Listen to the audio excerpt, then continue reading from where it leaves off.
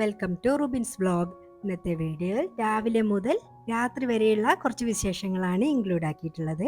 എൻ്റെ വീഡിയോ കണ്ട് ഇഷ്ടമാവുകയാണെങ്കിൽ ലൈക്ക് ചെയ്യുക, സബ്സ്ക്രൈബ് ചെയ്യാതെയാണ് കാണുന്നതെങ്കിൽ ഒന്ന് സബ്സ്ക്രൈബ് ചെയ്ത് സപ്പോർട്ട് ചെയ്യാൻ മറക്കല്ലേ. ഒരു 4:30 ആയപ്പം എഴുന്നേറ്റിട്ടുണ്ട്.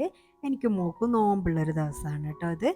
അപ്പോൾ ഞാൻ നിസ്കാരവും കാര്യങ്ങളും മൊത്തം ഒക്കെ കഴിഞ്ഞതിന് ശേഷം ഒന്ന് പുറത്തേക്ക് ഇറങ്ങിയതാണ് കേട്ടോ. നല്ല ഇരുട്ടാണ്. കുറച്ച് കഴിയുമ്പോഴാണ് നല്ല മഞ്ഞും തണുപ്പൊക്കെ ആയിട്ട് വരിക. വലിയ തണുപ്പൊന്നും തോന്നുന്നില്ല. പിന്നെ ഞാൻ കിച്ചണിലേക്ക് വന്നതാണ് കേട്ടോ. അപ്പം മുറ്റത്തിറങ്ങാനൊന്നും പറ്റില്ലല്ലോ, അതുകൊണ്ട് ഞാൻ കിച്ചണിലുള്ള വർക്കൊക്കെ തീർക്കട്ടെ എന്ന് വിചാരിച്ചിട്ട് വേഗം തന്നെ കിച്ചണിലേക്ക് വന്നതാണ്. അപ്പം കുട്ടികൾക്കുള്ള മോനും പത്തും ക്ലാസ് ഉണ്ട്. അപ്പോൾ അവർക്കുള്ള ബ്രേക്ക്ഫാസ്റ്റൊക്കെ ആക്കുന്ന തിരക്കിലാണ് കേട്ടോ. പിന്നെ അതാ ഞാൻ എല്ലാവരെയും പറഞ്ഞേക്കുന്ന ഒരു ഇതിലാണ്. ഫത്തു ബസ്സിനൊക്കെ കാത്തു നിൽക്കുന്നുണ്ട്. അപ്പോൾ അവളെ വണ്ടി വന്നിട്ടുണ്ട്. അപ്പോൾ അവളെ കയറ്റി വിട്ടിട്ടുണ്ട്. പിന്നെ ഞാൻ അകത്തേക്ക് കയറിയിട്ടില്ല. വേഗം തന്നെ മുറ്റടിക്കുക അങ്ങനെയുള്ള കാര്യങ്ങളൊക്കെ ചെയ്യട്ടെ എന്ന് വിചാരിച്ചിട്ട്. പിന്നെ കുറച്ച് കഴിയുമ്പോൾ ഭയങ്കര വെയിലായിരിക്കുമല്ലോ. ഇപ്പം എന്ന് വെച്ചാൽ നല്ല ഇല കൊഴിയുന്ന ഒരു ടൈമുമാണ്. അതുകൊണ്ട് പെട്ടെന്ന് തന്നെ മുറ്റൊക്കെ അടിച്ച് റെഡിയാക്കിയിട്ടാണ് കേട്ടോ. എന്നാൽ പിന്നെ പുറത്തേക്ക് നോക്കേണ്ട ആവശ്യമില്ലല്ലോ. അപ്പോൾ രാവിലെ തന്നെ കുളിയും കാര്യങ്ങളൊക്കെ കഴിഞ്ഞിട്ടുണ്ട്.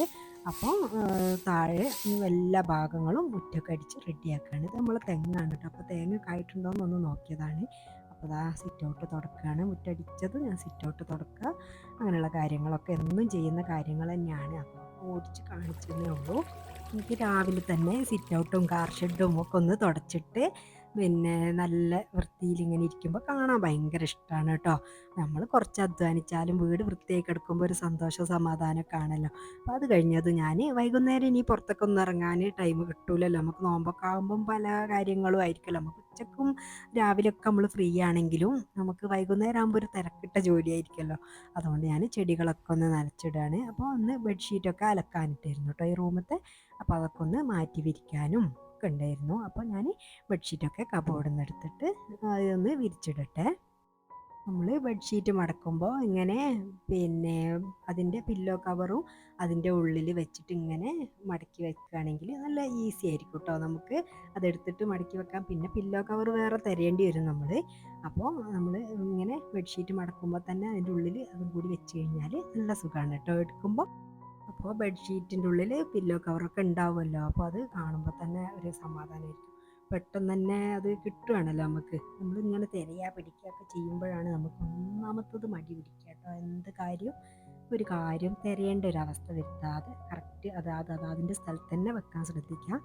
അപ്പോൾ നമ്മളിങ്ങനെ തിരയേണ്ട ആവശ്യം വരില്ലല്ലോ. അതുകൊണ്ടാണ് കേട്ടോ ഞാനങ്ങനെ പറയുന്നത്. വീടൊരുക്കുന്നതൊന്നും നമുക്ക് ഒരു കഷ്ടപ്പാടായിട്ട് തോന്നൂല. കാരണം ഏത് കാര്യവും നമുക്ക് ഇഷ്ടത്തോടെ ചെയ്യാൻ ശ്രമിക്കുക.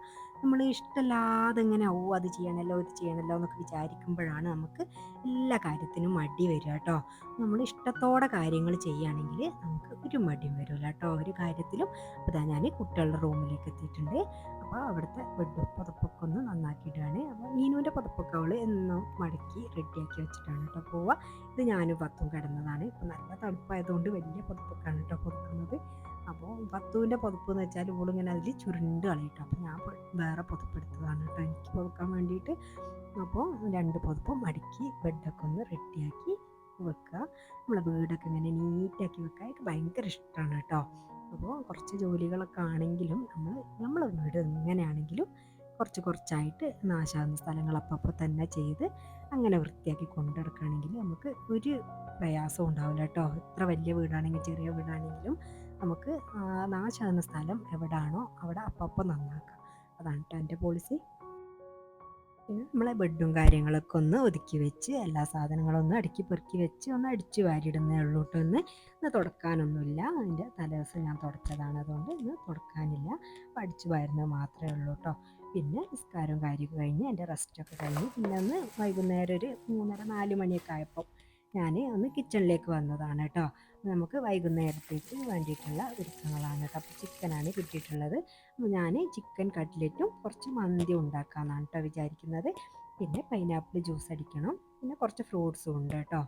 അപ്പോൾ അങ്ങനെയൊക്കെയാണ് കേട്ടോ ഉണ്ടാക്കുന്നത്. അപ്പോൾ അതൊക്കെ ഉണ്ടാക്കാൻ വേണ്ടിയിട്ട് കിച്ചണിലേക്ക് വന്നതാണ്. അപ്പോൾ അതിൻ്റെ തിരക്കിലാണ് കേട്ടോ. ആദ്യം ചിക്കൻ കഴുകിയിട്ട് അത് ഉപ്പും മഞ്ഞളൊക്കെ ഇട്ടിട്ട് അടുപ്പത്തേക്ക് വെച്ച് കൊടുത്തിട്ടുണ്ട് കേട്ടോ നമുക്ക് കട്ട്ലറ്റിന് വേണ്ടിയിട്ട്. അപ്പോഴേക്കും നമ്മൾ സവാളയൊക്കെ അരിഞ്ഞ് കിഴങ്ങ് ഒന്ന് പുഴുങ്ങിയെടുക്കുമ്പോഴേക്കും അതൊക്കെ അങ്ങനെ റെഡിയായി കിട്ടും. ഓരോ പണിയും ഒന്നിൻ്റെ ബാക്കിലായിട്ട് എടുക്കുകയാണെങ്കിൽ പെട്ടെന്ന് പെട്ടെന്ന് പണികൾ തീർക്കാം കേട്ടോ നമുക്ക്. അപ്പോൾ നമ്മൾ ഫ്രൂട്ട്സൊക്കെ ഒന്ന് മഞ്ഞപ്പൊടിയിലും വിനാഗിരിയിലും ഒക്കെ ഒന്ന് ഇട്ട് വെച്ചതാണ് കേട്ടോ. ഞാൻ കുറച്ച് മുമ്പ് ഇട്ട് വെച്ചതായിരുന്നു മുന്തിരി. അപ്പോൾ അത് വെള്ളത്തിലുണ്ട്. പിന്നെ അതാ ഞാൻ പൈനാപ്പിൾ ജ്യൂസ് അടിക്കാൻ വേണ്ടിയിട്ട് പൈനാപ്പിളൊക്കെ ഒന്ന് ചെത്തിയെടുക്കുകയാണ് കേട്ടോ. അപ്പോൾ ഇതൊക്കെ പെട്ടെന്ന് പെട്ടെന്ന് ആക്കിയെടുത്താൽ എന്നാൽ പിന്നെ നമുക്കൊക്കെ നല്ല ചുമയും പനിയൊക്കെ ആയിരുന്നു കേട്ടോ. അതുകൊണ്ട് തണുപ്പിക്കുന്നൊന്നുമില്ല. അപ്പോൾ അതൊന്ന് അടിച്ചു വെക്കുകയാണെങ്കിൽ അത് നല്ല സുഖമാണല്ലോ. നമുക്ക് ആ ഒരു സമയത്ത് ഭയങ്കര ഒരു ദാഹവും ക്ഷീണമൊക്കെ ആയിരിക്കും. അപ്പോൾ നോമ്പ് തുറന്നു കഴിഞ്ഞാൽ എന്നെ കൊണ്ട് ഒന്നിനാവില്ല. അപ്പോൾ അതിൻ്റെ മുമ്പായിട്ട് തന്നെ എല്ലാ കാര്യങ്ങളും ചെയ്ത് തീർക്കും ഞാൻ കേട്ടോ. അപ്പോൾ നോമ്പ് ഒക്കെ ആകുമ്പോൾ നമുക്ക് ഇങ്ങനെയുള്ള കാര്യങ്ങളൊക്കെ ചെയ്യുമ്പോൾ ആ ഒരു ഇതൊന്നും അറിയില്ലല്ലോ. നമുക്ക് ആ ഒരു ക്ഷീണമോ കാര്യങ്ങളോ ഒന്നും അറിയില്ല. നമ്മൾ ഓരോ ജോലിയിൽ ഏർപ്പെടുകയാണെങ്കിൽ അതാണ് കേട്ടോ നല്ലത്. പിന്നെ അതിൻ്റെ ഇടയിൽ അസർ ബാങ്ക് കൊടുത്തിരുന്നു. അപ്പം നിസ്കരിക്കാൻ വേണ്ടിയിട്ട് പോയിരുന്നു. അപ്പോൾ അതൊക്കെയാണ് കാര്യങ്ങൾ. പിന്നെ അതാ ഞാൻ കിഴങ്ങും കൂടി ഒന്ന് പുഴുങ്ങാൻ വേണ്ടി വെക്കുകയാണ് കേട്ടോ. നമ്മൾ നേരത്തെ പീൽ ചെയ്തെടുത്തിരുന്നല്ലോ. കട്ട്ലറ്റിന് വേണ്ടിയിട്ടാണ് കിഴങ്ങ് പുഴുങ്ങാൻ വെക്കുന്നത്. അപ്പോൾ അതിൻ്റെ റെസിപ്പി ആയിട്ടൊന്നും ഞാൻ കാണിച്ചിട്ടില്ല കേട്ടോ. കട്ട്ലറ്റൊക്കെ പിന്നെ എല്ലാവർക്കും അറിയുന്നതാണല്ലോ. ഈ വെറൈറ്റി കട്ട്ലറ്റുകളൊക്കെ ഉണ്ട്. അതിൻ്റെ റെസിപ്പിക്കായിട്ട് പിന്നീട് വരുന്നതാണ് കേട്ടോ.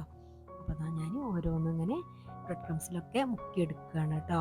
അപ്പോൾ അങ്ങനെയൊക്കെ മോള് ആക്കി തന്നിട്ടുണ്ട്. അപ്പോൾ അവളും വന്നിട്ടുണ്ട്. ഇന്ന് കുറച്ച് നേരത്തെ ക്ലാസ് കഴിഞ്ഞിട്ടുണ്ട്. അപ്പോൾ അവൾ സംസ്കരിക്കാനൊക്കെ പോയതാണ്. അപ്പോഴേക്കും ഞാൻ കട്ട്ലറ്റൊക്കെ ഒന്ന് ഫ്രൈ ചെയ്തെടുക്കുകയാണ്. പിന്നെ ഒരു മന്തിയുടെ റെസിപ്പിയും കൂടി കാണിക്കുന്നുണ്ട്.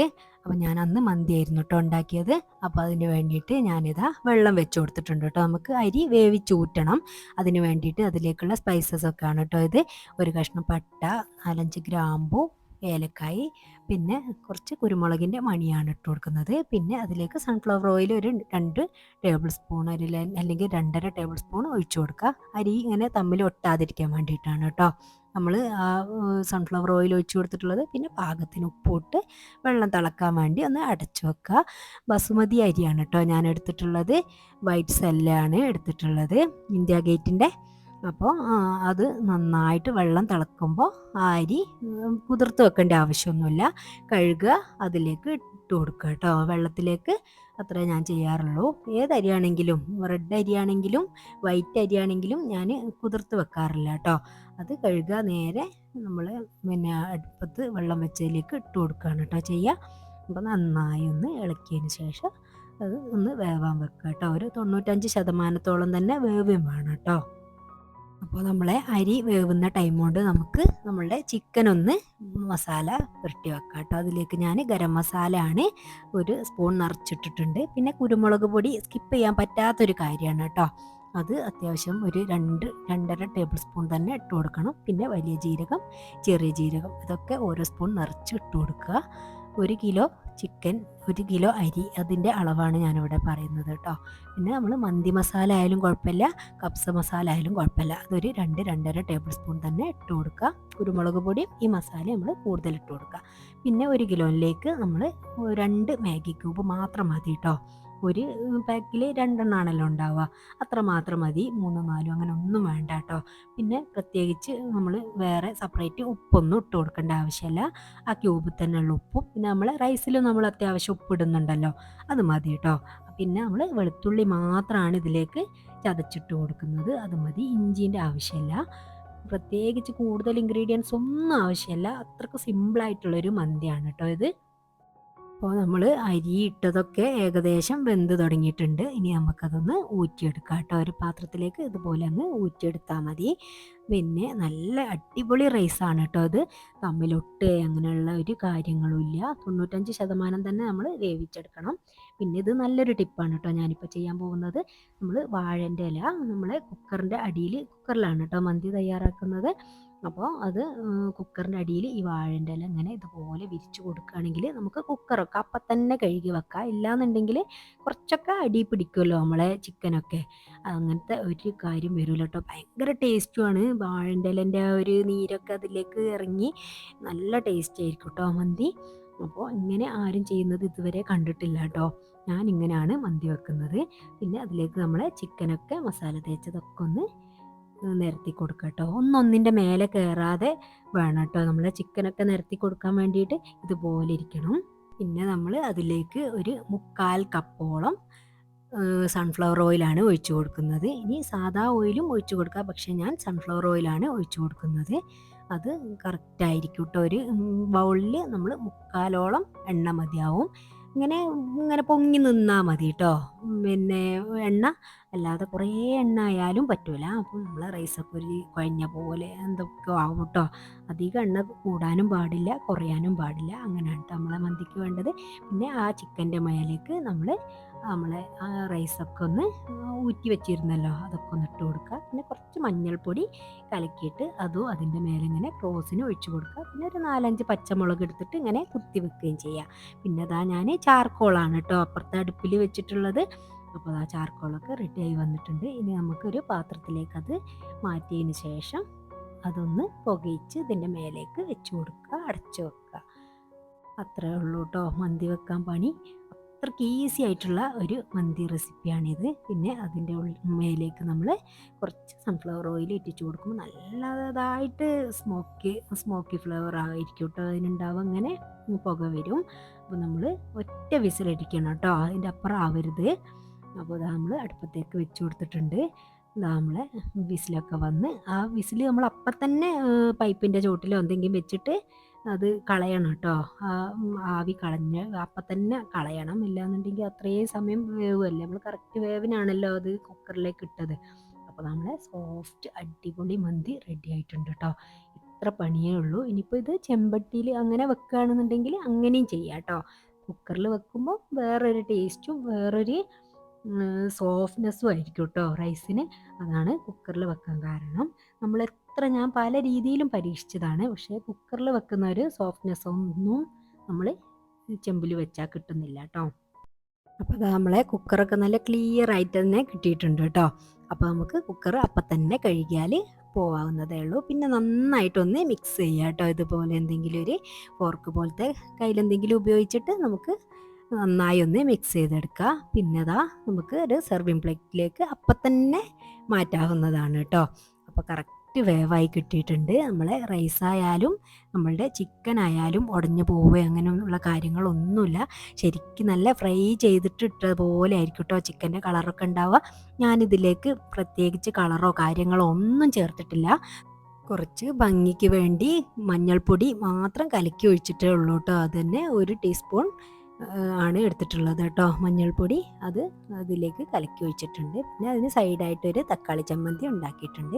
അപ്പോഴേക്കും നമുക്ക് നോമ്പ് തുറക്കാനുള്ള ടൈമൊക്കെ ആയിട്ടുണ്ട് കേട്ടോ. നമ്മൾ ഫ്രൂട്ട്സും ജ്യൂസും നമ്മളെ സ്നാക്സൊക്കെ കഴിക്കുകയാണ് കേട്ടോ. അത് കഴിഞ്ഞ് പിന്നെ കുറച്ച് കഴിഞ്ഞ് നിസ്കാരവും കാര്യങ്ങളൊക്കെ കഴിഞ്ഞതിന് ശേഷമാണ് കേട്ടോ നമ്മളെ ഫുഡൊക്കെ കഴിക്കുക. അപ്പോൾ ഇന്നത്തെ വിശേഷങ്ങൾ ഇത്രയൊക്കെയാണ്. എൻ്റെ വീഡിയോ കണ്ട് ഇഷ്ടമായിട്ടുണ്ടെങ്കിൽ ലൈക്ക് ചെയ്യുക. സബ്സ്ക്രൈബ് ചെയ്യാതെയാണ് കണ്ടതെങ്കിൽ ഒന്ന് സബ്സ്ക്രൈബ് ചെയ്ത് സപ്പോർട്ട് ചെയ്യാൻ മറക്കല്ലേ. നിങ്ങളുടെ വാല്യബിളായിട്ടുള്ള കമൻറ്റുകൾ എന്ത് തന്നെ ആയാലും ഒരു സ്മൈലി ആയിട്ടെങ്കിലും കമൻറ്റ് ബോക്സിൽ അറിയിക്കുക. നിങ്ങളുടെ ഫ്രണ്ട്സൊക്കെ ഒന്ന് ഷെയർ ചെയ്ത് കൊടുക്കുക. Thanks for watching. ബൈ.